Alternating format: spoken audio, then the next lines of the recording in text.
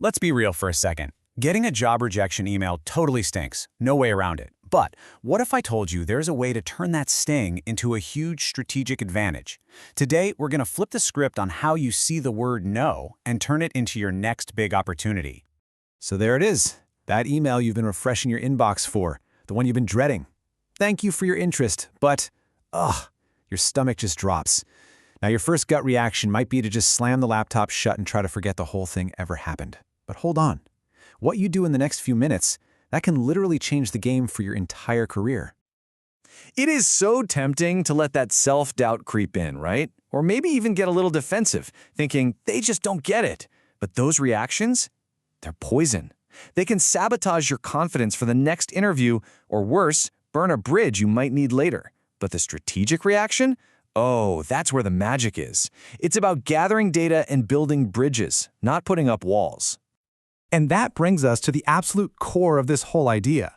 This is the mindset shift you have to make. Rejection is not some final verdict on your skills or your worth. It's just data. That's it. That's the whole secret right there. A job rejection is nothing more than market research.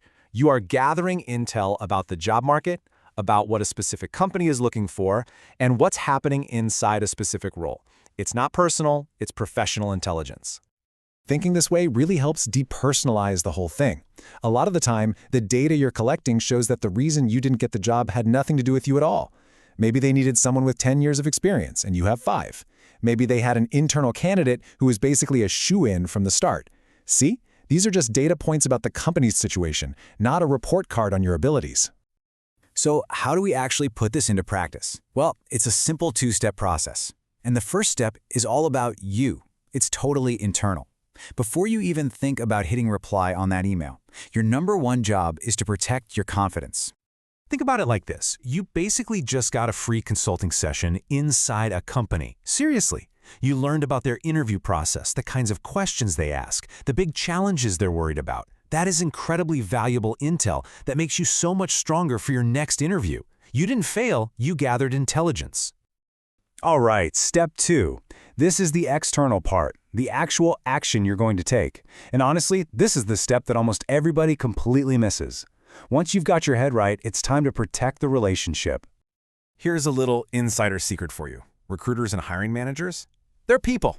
And sending out rejection letters, especially to candidates they actually liked, can be genuinely awkward for them. Your response has this incredible power to either just make it more awkward or completely flip the script and turn them into a fan, someone who will keep you in mind for the future. This right here is the perfect opening line. It's gracious, it's professional, and most importantly, it shows empathy. You're acknowledging their position that their job isn't always easy. Right out of the gate, you've set yourself apart from 99% of other people just by showing you can see things from their side. Your reply should follow this super simple 3-part structure. First, just like we saw, you acknowledge their time. Second, mention one specific thing you genuinely enjoyed talking about, like a project they mentioned or a team challenge. This proves you were paying attention. And third, you politely keep the door open for the future. So, when you combine these two things, that internal mindset shift and that strategic external response, you're not just handling rejection anymore. You are actively turning a no for now into a massive future opportunity. Let's just pause for a second and think about what usually happens from the recruiter's point of view. They send out dozens of these emails, right? And day in, day out, they pretty much get the same couple of reactions. What do they get? Mostly, they get complete silence. Crickets. That's the most common response. Then they get the angry, defensive emails from people trying to argue with the decision. And finally, they get a bland one-line, okay, thanks. The bar to stand out is incredibly low.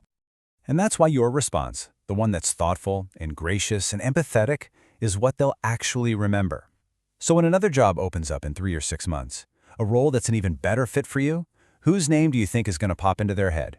Yeah, the person who was classy and professional even when they had absolutely nothing to gain from it.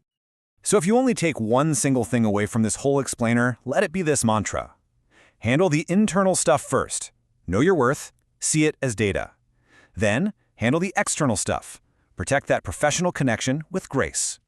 And this might actually be the most powerful part of the whole strategy. Because no matter what happens next, whether they call you back or not, you get to walk away from the whole thing feeling in control, feeling professional, and feeling proud of how you handled it. You take your power back. You end the experience on your own terms. So the next time that email lands in your inbox, you've got a choice. You can see it as a failure, or you can see it as data. You can burn a bridge, or you can build one. The choice is 100% yours. So, how are you going to handle it?